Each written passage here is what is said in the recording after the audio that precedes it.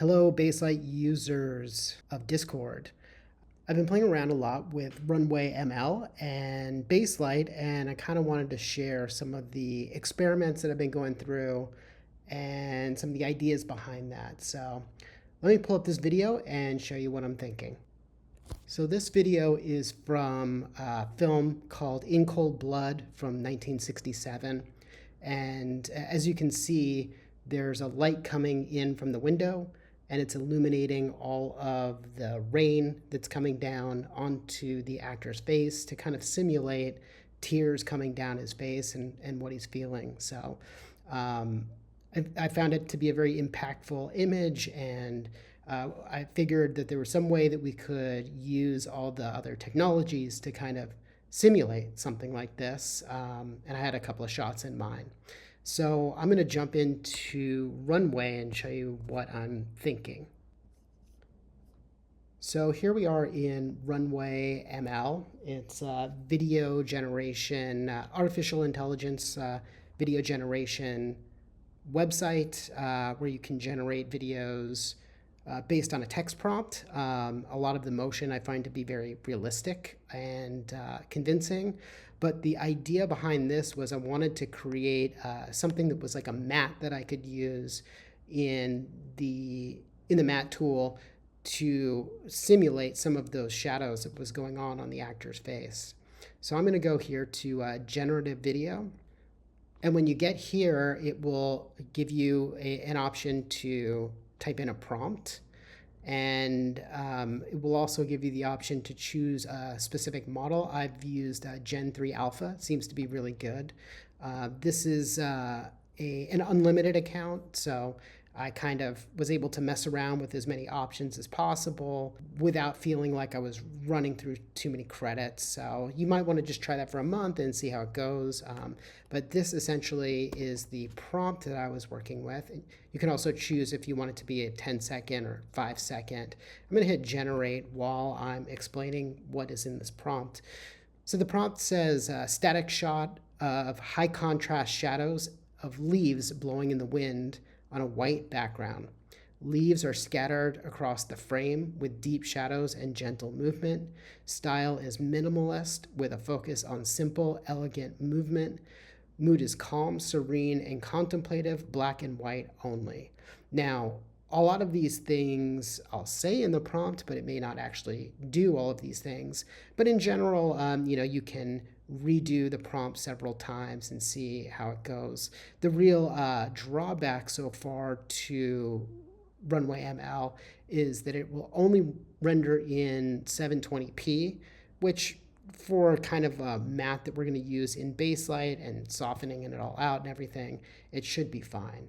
So I can see that this is about 7% done at this time, but I'll cut this out and show you what the video ends up being. So here we are. This is the video that was generated by Runway. You can see that there are some leaves kind of coming in, and the motion is very convincing. It didn't obey my rules of just black and white, unfortunately, but I think that it's going to work okay. I would prefer, you can always redo these over and over and over again and see what else you come up with. But I think this one, just for our purposes right now, is probably going to work just fine. So if you want to, you just hit this button here and you can download it, which I will do right now. And then we'll jump into Baselight and see how we could use something like this. Okay, so I'm back here in Baselight, and I have this one sample scene where this kid is coming in and he's looking at his mom, and she's obviously not doing so great. She's dead. So the idea was that we wanted to do something similar to the In Cold Blood video, where I had these leaves kind of coming in and were on her face, so it kind of gave like this weird eerie feeling and life that wasn't actually there. So I'm going to loop the playback on just this shot so we can take a look at it. And then I'm going to add another layer, and then I'm going to go over to the Matte tab and use the sequence operator here. This is actually another generation that I used that seemed to work pretty well. And I'm going to insert that in. It's going to say the frame rate doesn't match what I have here, which is fine. I'm just going to use the selected frame rate. And then when we hit O, you can see that we have something that looks very close to a matte already. And in here, obviously, I can change the transform if I want to, change the position of it, scale it up. So if this is maybe over a face, maybe we'll flop the shot.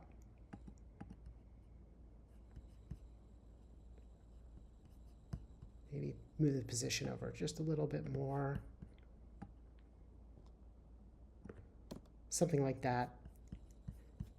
And then when we grade this, we can grade on the outside and darken it up.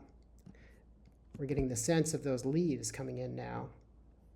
Now maybe what we want to do is maybe a little bit darker. Maybe in the matte we want to blur it out a little bit. It's a little bit more subtle. But that's kind of the idea. I'm going to actually rotate this a little bit too, because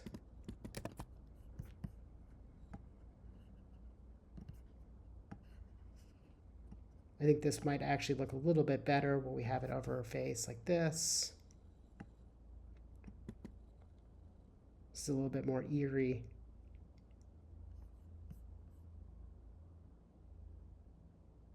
So that's the general idea of what I was using this for. Sometimes the matte won't work quite so well too, so what I've found to be pretty helpful is to use a threshold stage around here, put it before my blur. I'm going to look at the matte too, make sure that we're cutting this out correctly.